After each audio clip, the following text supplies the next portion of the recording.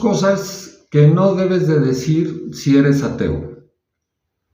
Imagina que de repente vas circulando en tu auto y comienza un ruido extraño en el automóvil y llevas tu vehículo al taller para que lo revise el mecánico. Entonces el mecánico, en base a su experiencia, determina ese ruido. Entonces tenemos un efecto que es el ruido y tenemos una causa que es la falla. Entonces el mecánico, bajo su experiencia, ya sabe qué es el motivo de ese ruido, hace la corrección, a lo mejor reemplaza alguna, corrige el efecto. Entonces una vez que está corregido, pues obviamente ya no va a haber ruido. Hay una ley que habla de esto, que es la ley de la causalidad o la ley de la causa y el efecto. Y esa tiene 4 puntos, esta ley. La primera es el punto de la causalidad. Nada ocurre sin una razón. El punto 2 es la secuencialidad. Primero va la causa y luego va el efecto. El tercer punto es la proporcionalidad. La magnitud del efecto siempre es proporcional a la magnitud de la causa. Y el cuarto es el determinismo. Bajo las mismas condiciones siempre van a dar los mismos resultados.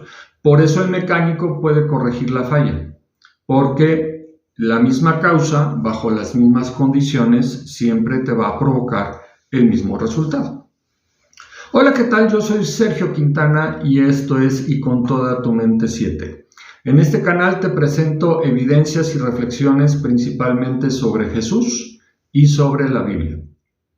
En esta ocasión vamos a hablar de 2 cosas que no debes de decir si eres ateo cuando estás tratando de explicar la razón por la cual no eres ateo. Antes de comenzar, te invito a que te suscribas a este canal, que me regales un me gusta, que compartas y que me dejes comentarios. Entonces, el primer punto que no debes de sacar en el comentario de por qué no crees en Dios o por qué eres es: yo creo en la teoría del Big Bang. Esta es una respuesta muy común que dan gente que supuestamente es atea, pero que realmente están reflejando que no conocen de qué están hablando en cuanto a la teoría del Big Bang. Y vamos a ver un poco de este tema. Es sabido que esta teoría fue desarrollada por un sacerdote católico. Originalmente el título de esta teoría, el nombre que le puso este sacerdote católico, que se llamaba Georges Lemaitre, se escribe, era un científico sacerdote de Bélgica, es que el título original de su hipótesis era la hipótesis del átomo primitivo. Y el nombre de la teoría del Big Bang se lo puso un científico que pensaba opuesto a él, y en una entrevista que le hizo la BBC, la radio de Inglaterra, de manera peyorativa, dijo la teoría del Big Bang, y paradójicamente se quedó ese nombre y no el nombre que le dio el autor de la hipótesis del átomo primitivo. Hablando un poco de Georges Lemaitre, no se trata de que era solamente un sacerdote católico que era aficionado a la ciencia. Él, antes de ordenarse sacerdote católico, ya era matemático, era físico, era astrónomo, y 2 años antes de empezar sus estudios de sacerdocio, hizo su doctorado en ciencias en la Universidad de Lovaina, en Bélgica. Entonces no era un improvisado y no solamente era un sacerdote católico, porque muchas veces el comentario es que el que desarrolló la teoría del Big Bang era sacerdote católico. Sí lo era, pero aparte era un científico destacado, no era cualquier persona. Cuando él sacó esta hipótesis, 2 años después, un científico que se llamó Edwin Hubble, seguramente has oído hablar del telescopio Hubble. Bueno, el telescopio Hubble se nombró a raíz de este científico, que él hablaba de la expansión del universo, o sea que el universo se estaba expandiendo. Se tiene la idea de que la teoría del Big Bang habla de una gran explosión y que esa explosión hizo que todos los planetas y todos los cuerpos celestes salieran volando por el espacio. No es eso. La cuestión es que el espacio en sí se está expandiendo y está jalando todo, pero no es una explosión, digamos, de un combustible. Y lo que era que si pones el proceso de la expansión del universo en reversa, todo va a tender a juntarse en un punto. Ese punto es el átomo primitivo o primigenio. Y que toda esa materia que se desarrolló, toda esa energía, cabía en la punta de un alfiler. O sea que el proceso inició del tamaño de un alfiler y de repente se expandió y se creó el universo. Esta teoría no es una teoría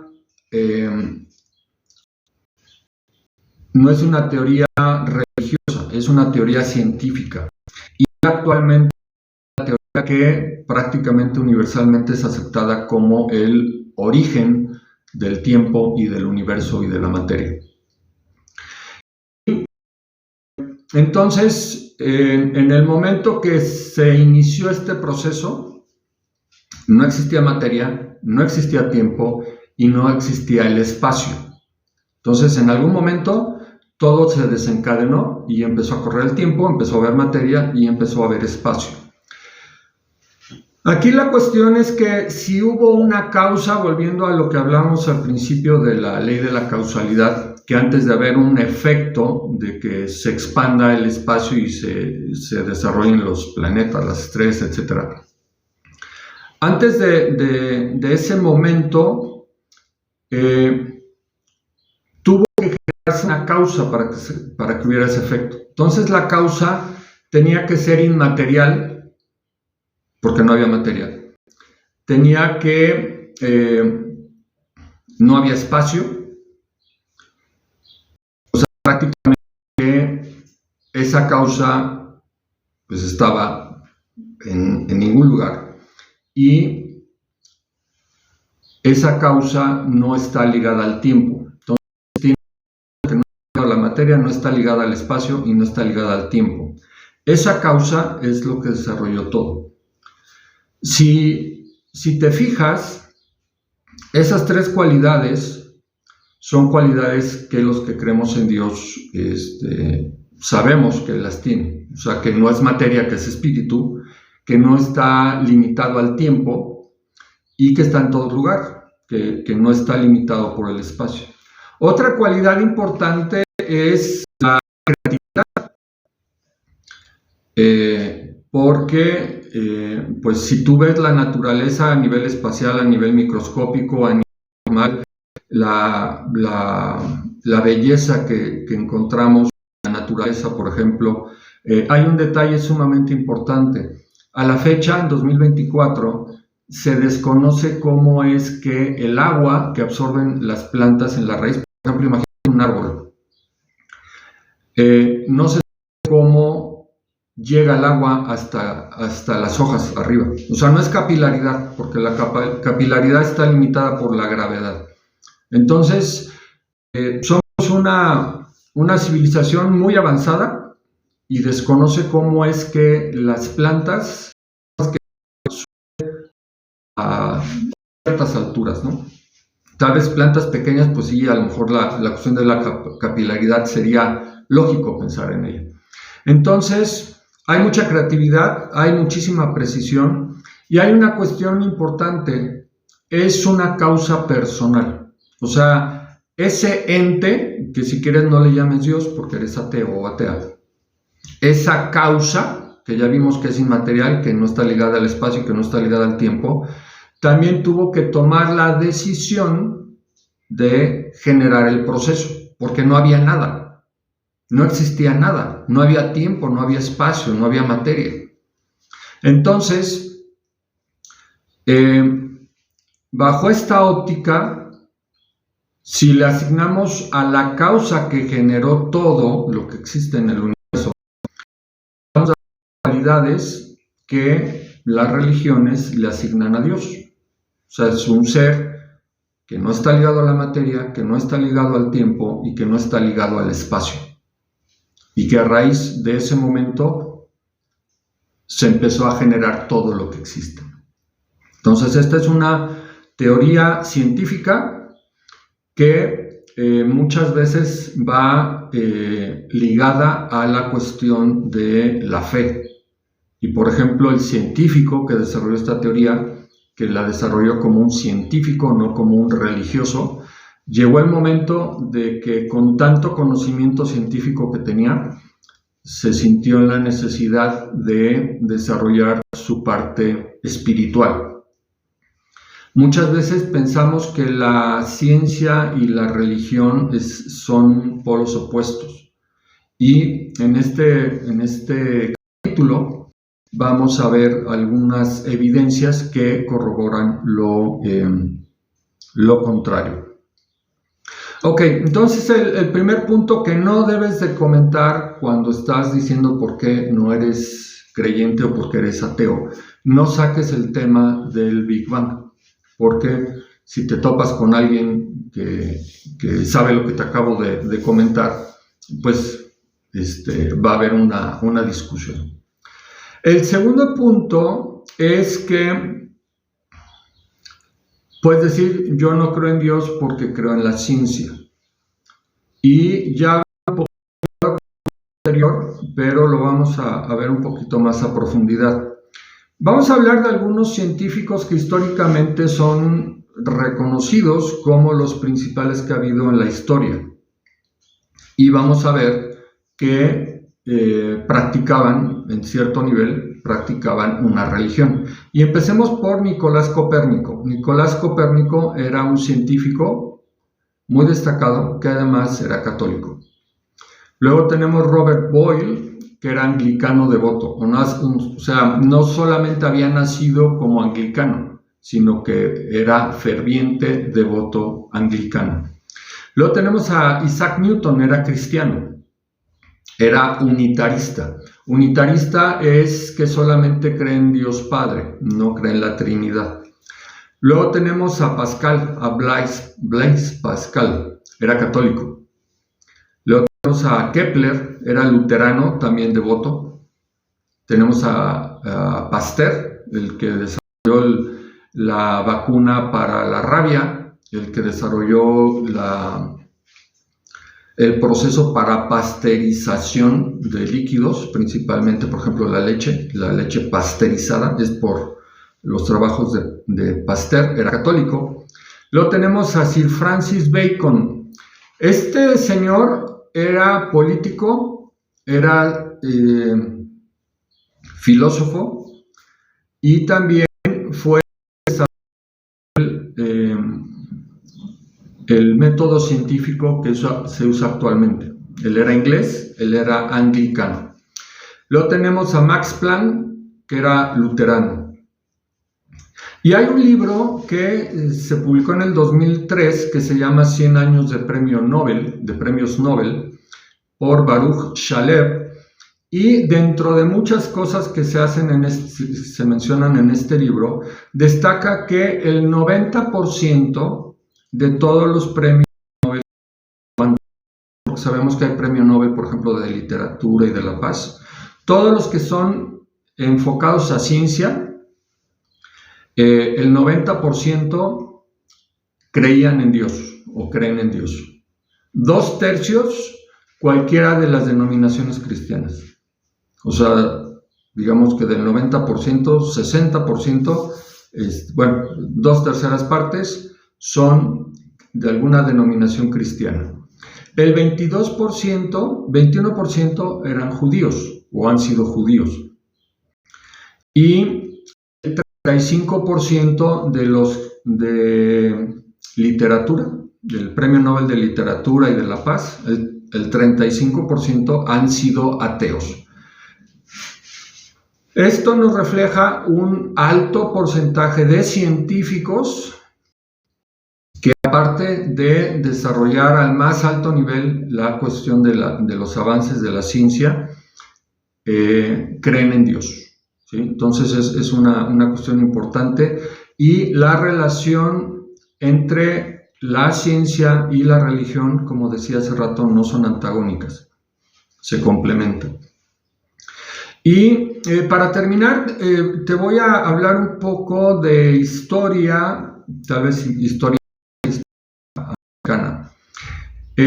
Sabemos que Enrique VIII era un rey católico. De hecho, cuando fue el problema con Lutero, que empezó con lo de sus 95 tesis, Enrique VIII, rey de Inglaterra, desarrolló un libro, un escrito, en el cual defendía a la Iglesia, y el Papa lo nombró defensor de la Iglesia.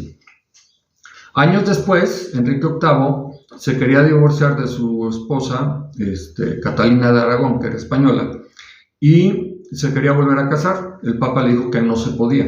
Todo lo que hizo este rey fue cortar sus lazos con el Vaticano y generó su propia iglesia, que era la iglesia anglicana.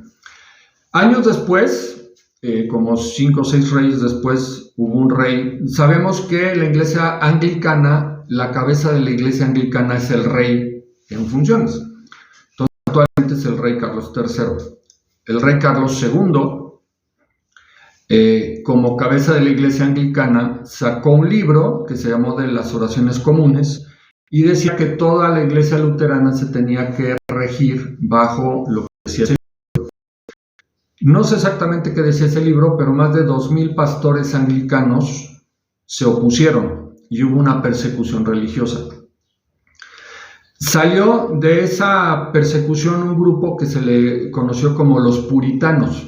Ellos se llamaban los piadosos, the godly, los piadosos, pero también de forma peyorativa los empezaron a nombrar como los puritanos. Lo que ellos buscaban era una pureza de la religión en base a lo que decía la Biblia. Entonces, por ejemplo, ellos no festejaban la Navidad, no festejaban o no celebraban la Semana Santa. Entonces eran muy puristas. Y una característica que tenía esta población, vemos que a principios de los 1600, en Inglaterra solamente alrededor del 30% de la población sabía leer y escribir. Entre los puritanos era el 80%. Y esa diferencia era porque cada puritano debía leer su Biblia, o sea, una Biblia para cada puritano, todos los días. Entonces, por eso era tan alto el nivel de alfabetización. Entonces, 30% la población en general de Inglaterra y 80% los puritanos. Llegó a ser tan complicada la persecución contra los puritanos que hubo un grupo de 102 personas que migraron al norte de América, lo que después se desarrolló como Estados Unidos. Estados Unidos se conformó como país en 1776. Estos puritanos, se les llama los peregrinos, llegaron en 1620, o sea, como 150 años antes. Y llegaron 102 personas, 1620. El 80% de los hombres sabía leer y escribir, y el 70% de las mujeres sabía leer y escribir. Para 1636, solamente 16 años después, fundaron los puritanos la Universidad de Harvard. Entonces, estamos hablando que llegaron a un territorio donde no había prácticamente nada. 16 años después, fundaron los puritanos la Universidad de Harvard, que a la fecha, la Universidad de Harvard está en el 4º lugar de las 100 universidades del mundo. Y también años después fundaron en 1701 la Universidad de Yale, también puritanos, y la Universidad de Princeton en 1740. Pero esa la fundaron otra denominación cristiana que se llama los presbiterianos. Como referencia, estamos hablando que en 1636 se fundó Harvard. Lo que actualmente es la Universidad Nacional Autónoma de México se creó en 1553, o sea, alrededor de 70 años antes México o la Nueva España ya tenía la Real y Pontificia Universidad de México, que después se generó como la Universidad Nacional Autónoma de México. Actualmente la UNAM está catalogada como, en esas 100 universidades, como la número 70. La referencia de estos datos que te estoy dando es de QS World University Ranking del 2024.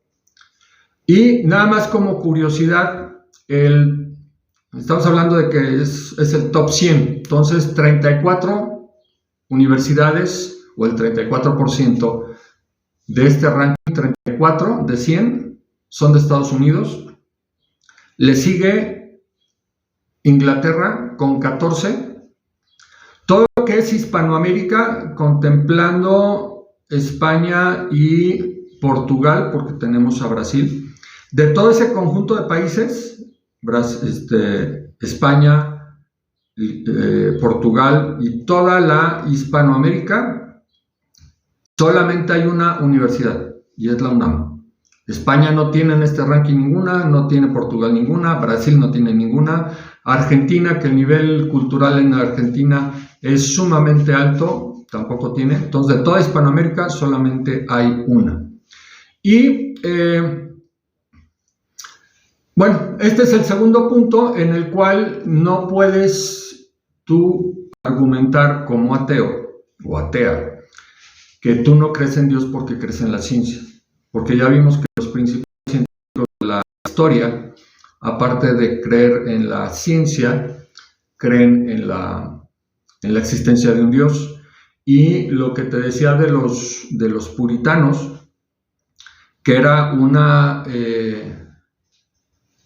un conjunto muy pequeño de personas que en poco tiempo empezaron a generar conocimiento a través de la Universidad de Harvard, la Universidad y bueno, la otra variante que serían los presbiterianos con la Universidad de Princeton. Entonces, no está peleado el saber de creer en Dios. Eso es sumamente importante. Y quiero dejar un comentario para las personas que no son ateas y que muchas veces vemos con menosprecio a las personas que no son ateas. Solamente fe en Dios y que tengas una creencia fuerte no te hace superior a nadie. Al contrario, deberías de ver a las personas que no creen en Dios o que dudan, o por ejemplo los agnósticos, que no tienen la certeza de que exista o de que no exista, los tienes que ver con respeto.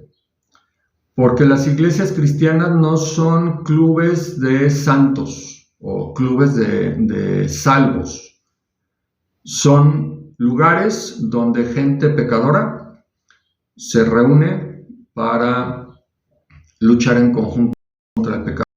Entonces, no nos hace superiores el hecho de creer en Dios o de profesar una religión y de que los que no creen en mi religión son inferiores, o que yo por pertenecer al grupo de los salvos de alguna manera soy superior.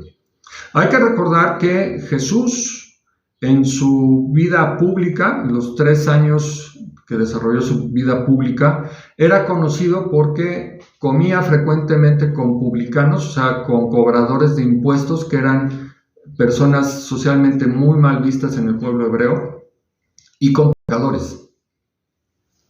Y las personas que él más señalaba y que no bajaba de hipócritas y de víboras eran los religiosos. Entonces, aguas con eso. Entonces, este capítulo está destinado con mucho respeto a darle 2 puntos importantes bajo los cuales normalmente se fundamenta el ateísmo. Entonces, no va por ahí. No es la cuestión de que todo surgió de la nada, porque ya vimos que no puede haber un efecto sin una causa. Y la teoría del Big Bang creo que nos habla muy claramente de que si estamos hablando de una causa que no es material, podemos decir que es espiritual, de una causa que no está limitada por el espacio, o sea que está en todos lados, y una causa que no está determinada o limitada por el tiempo, o sea que es eterna. Esas tres cualidades, junto con otras que te comenté, nos hablan claramente de la existencia de Dios. Espero que sopeses estos argumentos y que evalúes tus creencias, y pues mi invitación sería a que si has encontrado argumentos en los cuales tu ateísmo se vea cuestionado, que busques más el acercarte a Dios, el conocer de la Biblia. Este canal está destinado para ti, para darte evidencias y reflexiones bajo las cuales tú puedas acercarte o conocer a Dios. Este canal no está destinado para hablar mal de nadie, sino está destinado para defender la verdad, y a veces hay que hablar duro.